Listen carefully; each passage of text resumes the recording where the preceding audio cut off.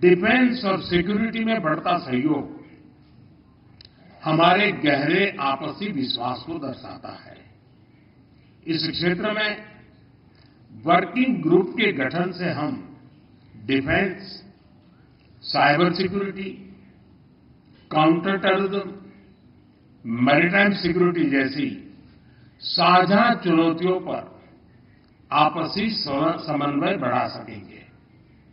भारत में defence manufacturing में को प्रोडक्शन और को डेवलपमेंट के नए अवसर बन रहे हैं, जो दोनों देशों के लिए लाभदायक हो सकते हैं।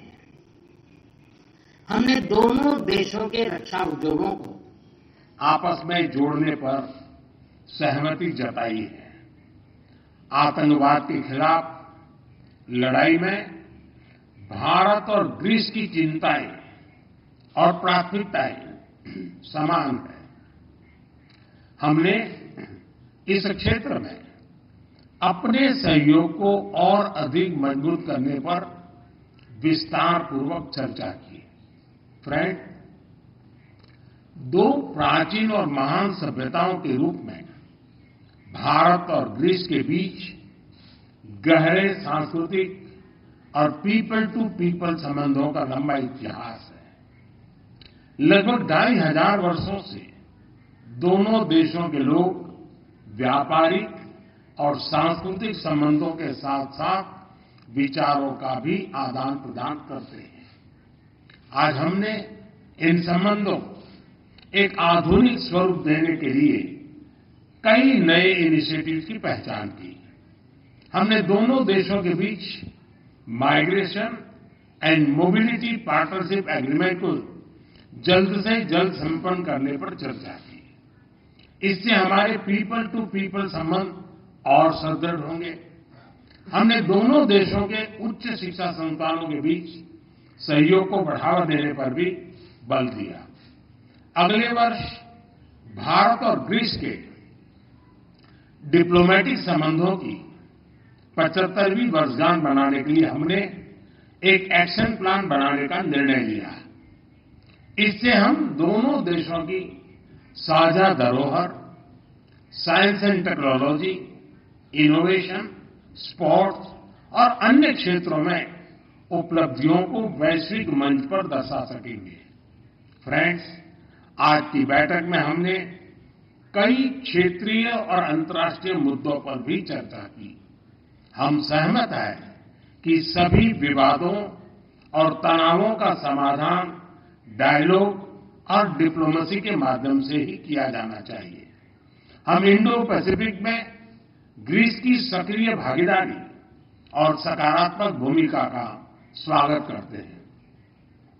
यह खुशी का विषय है कि ग्रीस ने इंडो पैसिफिक ओशन इनिशिएटिव से जुड़ने का निर्णय लिया है।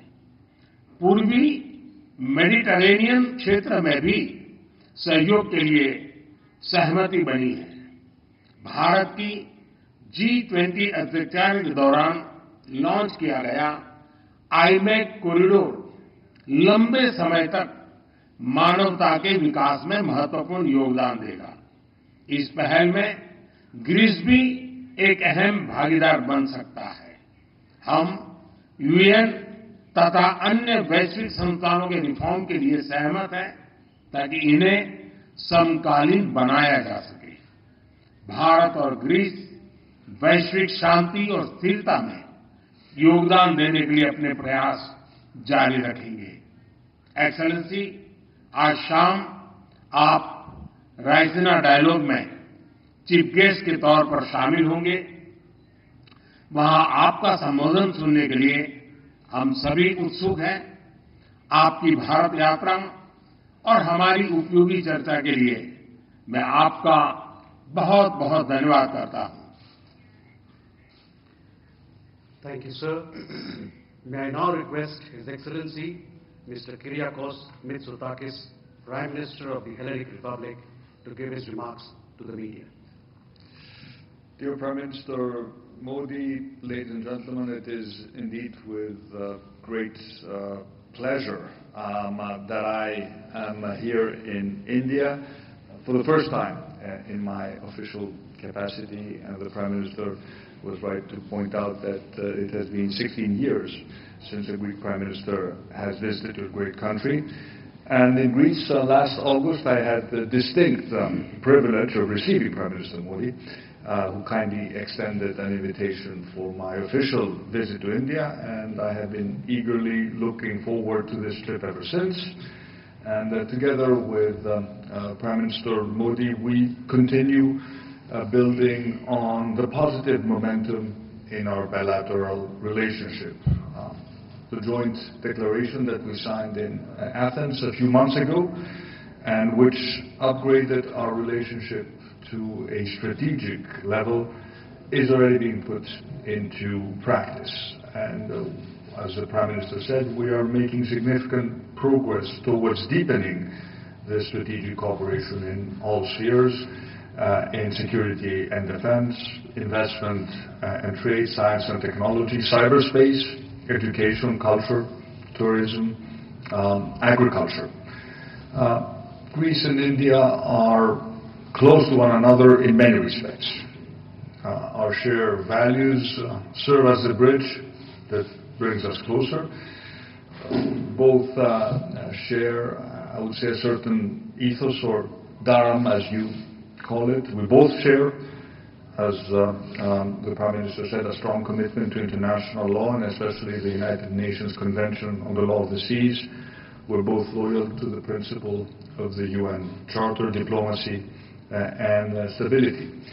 And crucially, the world's oldest democracy, the world's largest democracy, share the mutual political will to cooperate with each other, to establish partnerships and to explore and create new synergies. And in Prime Minister Modi, I have found a visionary, a principled leader, and dare I say, a true friend.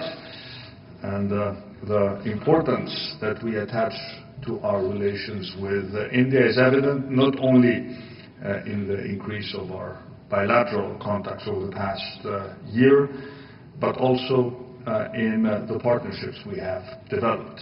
Last year, we signed a memorandum of understanding in crucial areas such as agriculture and defense. And this year we are working, and I'm sure we will finalize very quickly, a very important agreement on migration and mobility. It will constitute a very important step towards strengthening our cooperation in issues such as legal migration, fighting human trafficking, but also offering young Indians an opportunity to come and work in Greece and benefit from the growth of our economy. And the prospects for strengthening our connection, thanks to the India-Middle East-Europe corridor, what we call the IMEC project, which was launched by India during its G20 presidency, are even brighter. Greece, we just have to look at the map to realize this, is India's gateway to Europe. And through IMEC, we see our participation as a very important aspect of this strategic partnership. But of course, as we discussed, in order to achieve this, we need peace in the Middle East, and stability is the necessary condition for every project that aims to increase the greater prosperity of the greater region to the benefit of all countries involved. And several of my meetings here in India today, together with a very large delegation of Greek business representatives, focus on promoting our economic ties, with particular emphasis on sectors such as renewable energy, infrastructure, our ports and shipping, and logistics. And of course, we want to learn from the Indian miracle of information technology, and as we discussed, bring together our very vibrant startup communities. And mutual investments are a major goal in these bilateral relations. I am pleased to say we already have important Greek investments in India in many sectors, including food products, infrastructure, in transport and logistics. And of course, India is also beginning to invest in Greece. For example, an Indian company is building together with a leading Greek construction company the new airport on my home island of Crete. But of course, we need to be more ambitious when it also comes to trade flows, doubling our trade by 2030, why not earlier? And in every area, our cooperation, I think, shows great promise, not only bilaterally, but also in multilateral arenas, including the UN. Greece will support India's candidacy to the UN Security Council for the period 2028-2029. And of course, we also support and participate in the broader dialogue about reforming the UN itself in order to make it more representative of the shifting patterns of development and global power. We know that the world today is facing unprecedented challenges that require immediate and efficient action, from the ongoing war in Ukraine to the situation in the Middle East, from climate change to food, energy security. For all these things, for all these challenges, one thing is certain. In order for governments to tackle them, international partnerships and collective action is paramount. And India has a critical role to play in this endeavor. And we view India as one of the main pillars of stability and security in the broader region of the Indo-Pacific. And given your size, history, your strategic importance, it is a very positive development that India is assuming with vigor this new leadership role. We consider our country to constitute a pillar of stability in our own region, the Eastern Mediterranean, and it is this mutual commitment to peace that has brought us so close, and that will, I believe, foster and strengthen this strategic partnership. We have set a lot of very specific deliverables to our teams, and as we will be celebrating, as you pointed out, your Prime Minister, 75 years of diplomatic relations next year, I think this gives us the added impetus to work towards materializing this very ambitious agenda. Again, thank you so much for this welcome, and let me extend my heartfelt wishes for the continued welfare and prosperity of the very friendly and welcoming Indian people. Thank you, sir. That concludes the press statement.